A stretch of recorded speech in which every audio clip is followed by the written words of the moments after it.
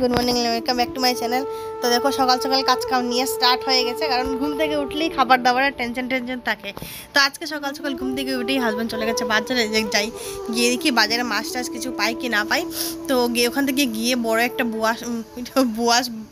বুয়াল আর বাউশ মাছকে মিক্স করে বুয়াস বলে ফেলেছি। তো অ্যাকচুয়ালি নিয়ে এসেছে বাউশ মাছ।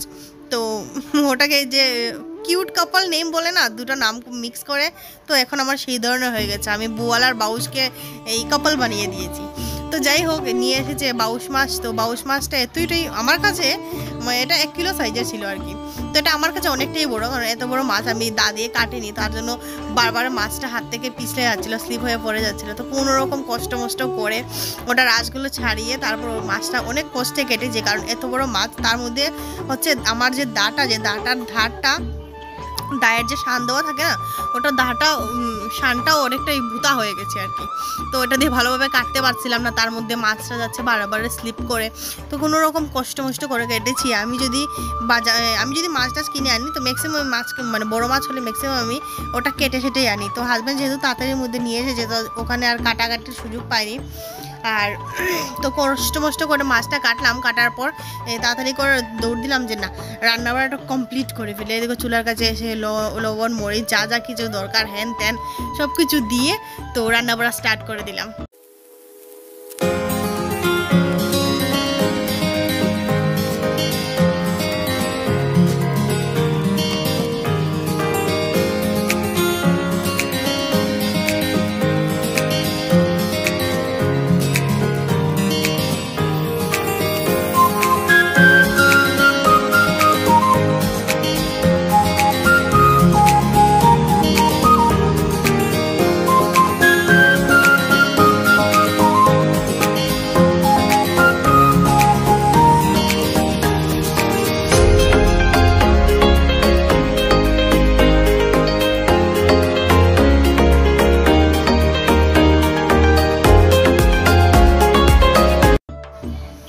তো রান্নাবাড়া কমপ্লিট করে আর মাছের সঙ্গে নিয়ে এসেছিল আনারস।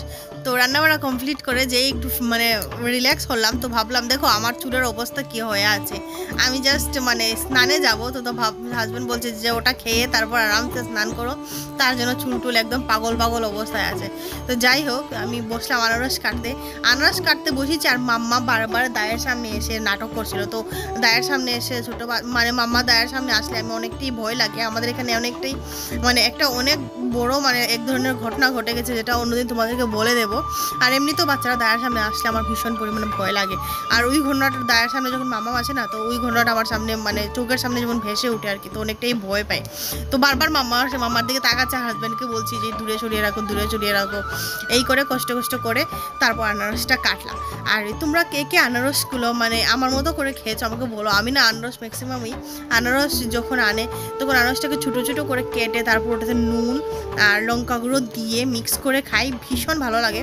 তোমরা যদি কেউ কখনো এই ধরনের নুন আর লঙ্কা গুঁড়ো দিয়ে আনারস না খেয়ে থাকো, তাহলে এটা ট্রাই করে দেখবে, ভীষণ ভালো লাগবে। আর আমি সবসময় এরকম নুন আর লঙ্কা গুঁড়ো দিয়ে খাই, জাস্ট অসাধারণ লাগে। তোমরা একবার ট্রাই করো, তারপর বলো।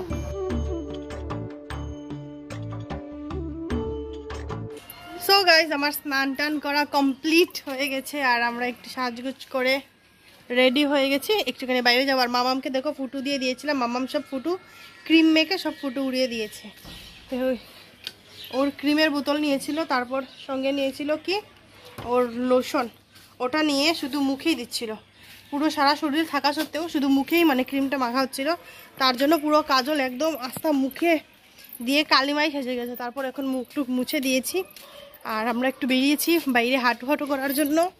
আর আমাদের এখানে পরিস্থিতি দেখো, আমাদের এখানে জল একদম নেমে গেছে। আমাদের এখানে কিন্তু একদম জল নেই, কিন্তু এখনও মেইন টাউনে জল রয়েছে, যেখানে যে হচ্ছে রাঙ্গারঘাটি বিলপার ওই সাইড থেকে কিন্তু জল এখনও নামেনি, জাস্ট আমাদের এদিক থেকে জলটা নেমেছে আর কি। তো চলো বাইরে যাই। বেরিয়ে গেলাম গেটের বাইরে, কি মামাকে গুলে নিয়ে বেরোতে পারতাম না, তার জন্য আর বেরোলাম যে দেখি একটু হাঁটু করবো, আর কোনো কিছু যদি খাবার কোনো কিছু পাই তাহলে খাবো। কিন্তু যে আশা করে বেরোলাম সেটা আমার পূর্ণ হলো না, কারণ হচ্ছে ভেবেছিলাম যে মোমো খাবো, কিন্তু মোমোর দোকানই আজকে খুলেনি। কোনো ব্যাপার না। সো গাইজ আমরা বেরোলাম মানে মোমো খাওয়ার জন্য, অনেকদিন ধরে খাইনি, কিন্তু বেরিয়ে গিয়ে মোমো টোমো কিছু পেলাম না। তারপর কিছুক্ষণ ওই দিকের পাশের লোকজন ছিল, চীনা পরিচিত লোকজন ছিল, তো ওদের সঙ্গে একটুখানি গল্প টল্প করে চলে আসলাম। আর দেখো অন্ধকারও হয়ে আসছে, সন্ধে হয়ে গেছে, আর বাইরে অনেকটা কালো মেঘ করেছে, মানে প্রচণ্ড পরিমাণে বৃষ্টি চলে আসবে। তো চলো আগে ঘরে যাই, তারপরে গিয়ে কথা বলছি। তো আমরা ঘরে চলে এসেছি, আর এসে সন্ধে দিয়ে দিয়েছি, যেহেতু সন্ধে হয়ে গেছে। এখন বাজছে 6:30, 6:20 বাজছে এখন। আর আমাদের ঘরের ওই লাইটটা খারাপ হয়নি, মানে কানেকশন খারাপ হয়ে গেছে, তার জন্য লাইটটা জ্বলছে না। এটা নিয়ে একটা টেনশনে আছি। ঘরটাতে ভিডিও করলে একটুখানি আলো কম মনে হয়। আর পিছন দিকে দেখো হাজব্যান্ড বসে আছে। তো হাজব্যান্ড আজকে আছে বাড়িতে, তার জন্য মামামের একটু দুষ্টুমি আজকে বেশি করবে। যেদিনই হাজব্যান্ড বাড়িতে থাকে ওই দিন মামাম দুষ্টু একটু বেশিই করে, কারণ হাজব্যান্ডকে দেখে ও একটু সাহস বেশি পায়। আমি থাকলে ওকে বোকা টোকা দিয়ে কোনো রকম ঠান্ডা বান্ডা করে রাখি, যেটা আজকে করা যাবে না। তো যাই হোক, আজকের ব্লগটা এখানে এন্ড করছি। ভালো থাকবেন, সুস্থ থাকবেন, দেখা হচ্ছে অবশ্যই নেক্সট ব্লগে। আর ভিডিওটি ভালো লাগলে ভিডিওতে লাইক দিয়ে দেবেন, চ্যানেলে নতুন হলে চ্যানেলটি সাবস্ক্রাইব করে পাশে থাকে বেল আইকনে ক্লিক করে অল করে দেবেন, যাতে আমি ভিডিও পোস্ট করার সঙ্গে সঙ্গে নোটিফিকেশন তোমাদের কাছে পৌঁছে যায়। তো দেখা হচ্ছে নেক্সট ভিডিওতে। টাটা, bye bye, love you all. মামা টাটা বলো, বাই বাই, টাটা, bye bye. Oh my god, তোমাদেরকে বব দিয়ে দিচ্ছে বাবা। এগুলো করে না, এগুলো ব্যাড ম্যানার্স, করে না। তো বাই গাইস।